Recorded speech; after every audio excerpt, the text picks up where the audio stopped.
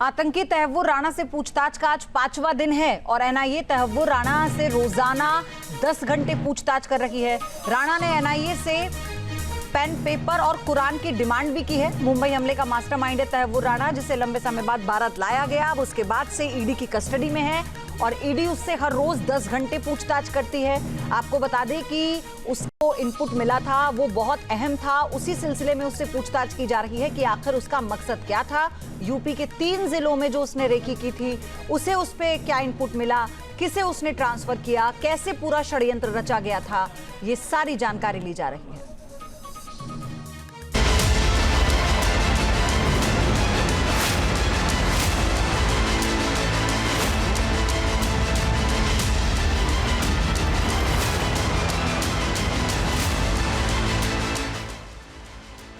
दाऊद इब्राहिम 1992 में मुंबई को दहलाने वाले आतंकी दाऊद के तार 26/11 हमले से जुड़े होने के सुराग मिले हैं। एनआईए दाऊद इब्राहिम की भूमिका की जांच कर रही है और तहव्वुर राणा से पूछताछ कर रही है कि प्लान में डी कंपनी की भूमिका क्या थी और दुबई मैन के जरिए क्या पैसा डंप कराया गया है। एनआईए को दुबई मैन के बारे में भी पता चल गया है।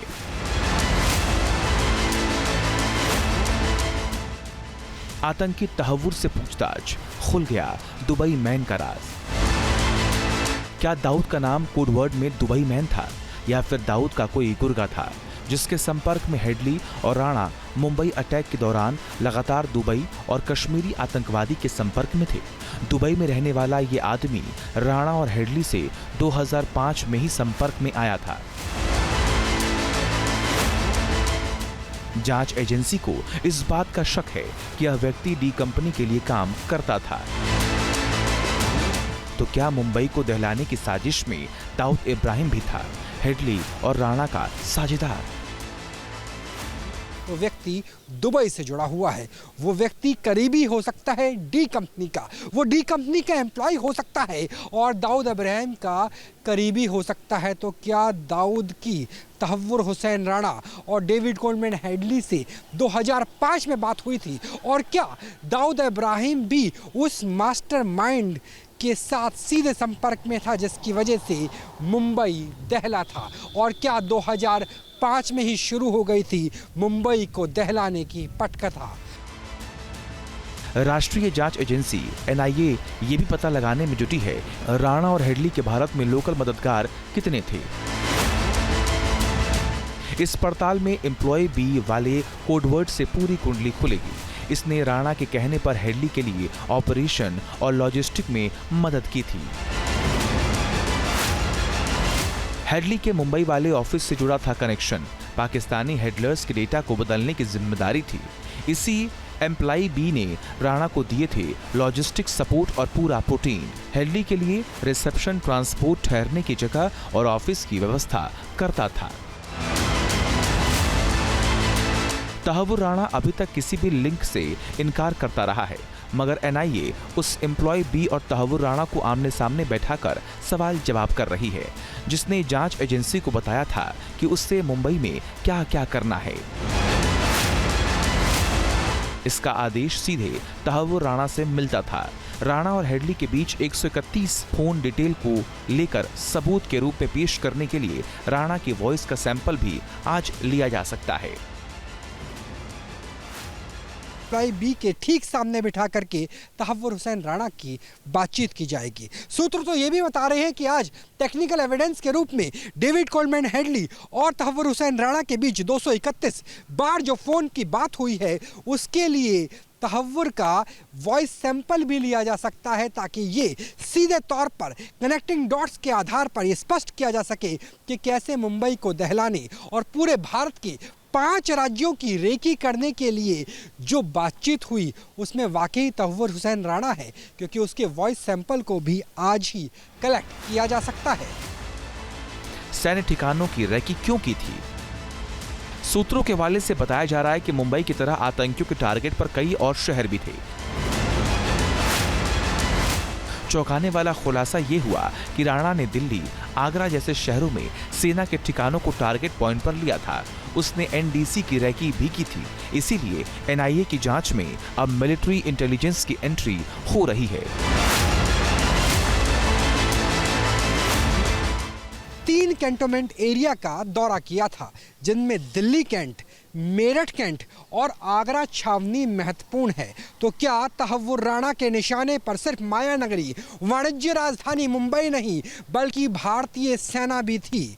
किस तरीके से स्लीपर सेल मेरठ से लेकर दिल्ली और आगरा में काम कर रहे हैं, इसे लेकर के संभावना है कि मिलिट्री इंटेलिजेंस के उच्च अधिकारी भी सवाल जवाब कर सकते हैं और जांच में शामिल हो सकते हैं। कैमरा सहयोगी विकास सराय के साथ Rahul Dabas, news nation, NIA headquarters. तो 26/11 मुंबई हमले में आतंकी अबू इस्माइल को ढेर करने के बाद कसाब को जिंदा पकड़ने वाले पुलिस अधिकारी हेमंत ने न्यूज़ नेशन से बात करते हुए तहव्वुर राणा को फांसी दिए जाने की मांग की और उस रात की भयावह कहानी भी सुनाई। कैसे याद करते हैं 26/11 की वो रात, जब, क्योंकि आतंकी के बारे में बात करना और आतंकी को फेस करना दो अलग अलग बातें हैं। मुंबई पुलिस में शायद बहुत ही कम ऐसे ऑफिसर्स होंगे जिन्होंने आतंकी के साथ सीधे सीधे मुठभेड़ किया होगा, उनमें से आप एक हैं। सबसे पहले मैं एनआईए टीम का अभिनंदन करना चाहूँगा कि तहव्वुर राणा को प्रत्यार्पण करके भारत लेके आए। और तहव्वुर राणा ये वही शख्स है जो 26/11 का मास्टरमाइंड है।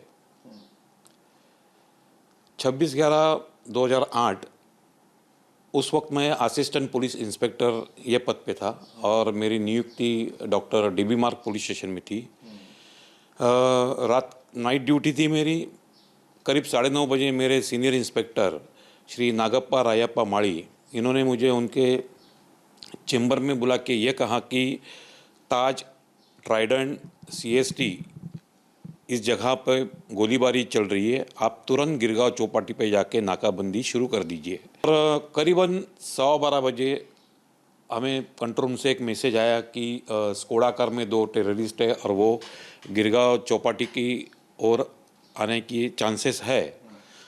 तो हमने तुरंत वहाँ पे एक मीटिंग ली।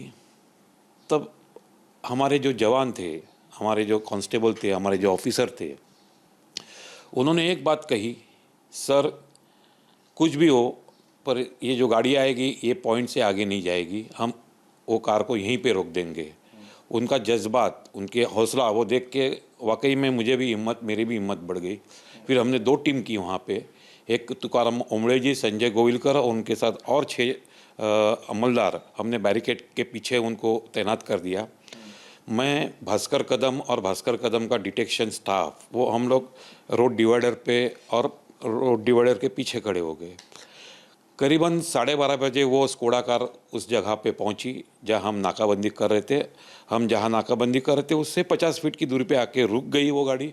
हमने उनको सरेंडर आने के लिए कहा। हमने वहां से उनको नीचे उतरने के लिए इंस्ट्रक्शंस दिए। उन्होंने कोई इंस्ट्रक्शंस हमारे सुने नहीं, उल्टा विंड स्क्रीन पे आगे के जो पानी का फवारा है विंड स्क्रीन, वो शुरू कर दिया, वाइपर शुरू कर दिए और उसके जो हेडलाइट्स थे वो बहुत तेज़ कर दिए ताकि हमें उस लाइट के कारण कुछ दिखाई नहीं दिए। और बड़ी तेज़ी से वो गाड़ी हमारी ओर बढ़ी और यू टर्न लेके वहाँ से वो भागने की कोशिश कर रहे थे, क्योंकि परिस्थिति है चौपाटी की ऐसी कि भौगोलिक परिस्थिति वहाँ की जो सैंड की तरफ जो फुटपाथ है वो भी 9 इंच की है। राइट साइड में 2.5 फुट का रोड डिवाइडर है और आगे बैरिकेड्स थे। तो एक ही रास्ता उनको बचता था, वो यू टर्न लेके आए हुए रास्ते से भाग जाए। चूँकि वो गाड़ी का टर्न बैठा नहीं और गाड़ी आके सीधी जहाँ मैं रोड डिवाइडर पे खड़ा था वहाँ आके वो टकराई। मैंने तब देखा कि गाड़ी के अंदर अबू इस्माइल वो ड्राइविंग कर रहा था और कसाब बाजू में बैठा हुआ था। अबू इस्माइल ने कसाब को कुछ कहा। कसाब ने हैंड ग्रेनेड जैकेट उठाया और अपने चेहरे पे जो खून लगा हुआ था उसको साफ कर दिया उसने। तब मुझे यकीन हुआ कि यही आतंकवादी है। मैंने चिल्ला के मेरे 2 टीम जो थी उनको अलर्ट कर दिया और फिर मैं अबू इस्माइल की ओर उसको पकड़ने के लिए आगे बढ़ा तो उसने हम पे फायरिंग की। उसका जवाब हमारे भास्कर कदम जो मेरे ऑफिसर थे, उन्होंने उसके पिस्टल से एक राउंड अबू इस्माइल की ओर फायर की और मैं गाड़ी के पीछे भागा और पीछे की ग्लास से मैंने 3 राउंड अबू इस्माइल की ओर दागी और उसको लगी, वो इंजर्ड हुआ वहाँ पे। उस वक्त आपकी गोली उसको लग गई, कहाँ पे लगी सर? उसका सर दिख रहा था तो मैंने उसको सर को एम करके 3 गोली फायर की थी जो उसको लगी। उसी वक्त कसाब जो था वो बाजू की सीट पे बैठा हुआ था, हैंड्सअप की स्थिति में बैठा हुआ था, वो ढोंग कर रहा था क्योंकि जब हम लोग अबू इस्माइल की ओर अप्रोच हो ही रहे थे, कसाब ने दरवाज़ा खोला और वो नीचे उतर गया। और उसी वक्त हमारे बैरिकेड के पीछे जो तैनात टीम थी हमारे, तुकाराम ओंबळे जी, संजय गोविलकर और अन्य पुलिस अमलदार, वो उसको पकड़ने के लिए आगे बढ़े।